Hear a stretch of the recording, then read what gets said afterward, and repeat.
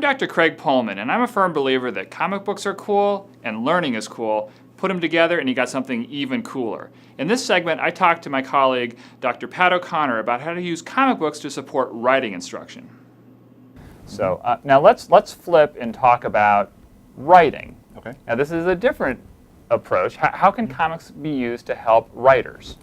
I think writers can really find comics as being helpful in expressing their thoughts and their creative ideas in an entirely different medium.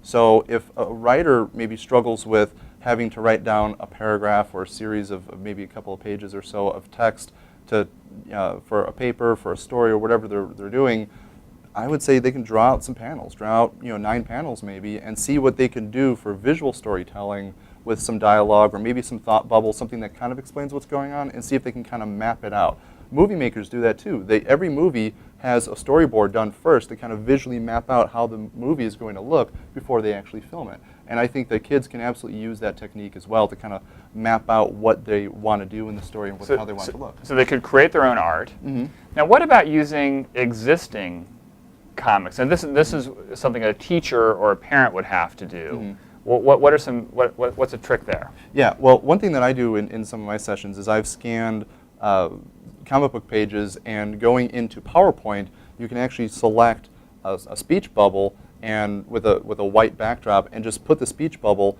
over the dialogue. When you print that out, then you're going to have empty speech bubbles near the characters. Hand that to a child and see if they can figure out what's going on. Essentially fill in the bubbles of what they're saying, what they're thinking, based on what they can see that they're doing. Mm-hmm. So it's like you've basically created scaffolding. Right. And then they would have to go in and figure out from the visuals what to write in there. Mm-hmm. Yep. So also a hook to Yep. draw people in, draw kids into writing an exercise that is often unpleasant Right, exactly. for a struggling learner. So, all right, good stuff, good tips. Let's finish up this conversation with a quiz. We'd like to play games here on the Mind Matters show. We're going to play Awesomest Movie Quiz, Comic Book Edition. And here's the question. Okay.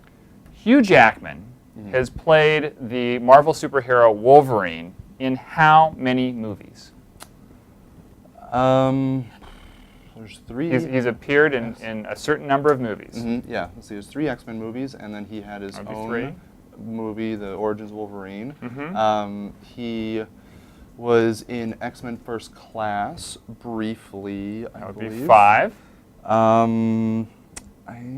don't know if I can think of any others. That's all I got. Yeah. That's all I got. 5. 1 is in production, but 5 released at this point in 2012. So well done. Thank you. Dr. O'Connor. Nice job. Yeah, thanks. So, I am Dr. Craig Pohlman, and this has been the Mind Matters show, where we are saving the world one comic book reader and writer at a time.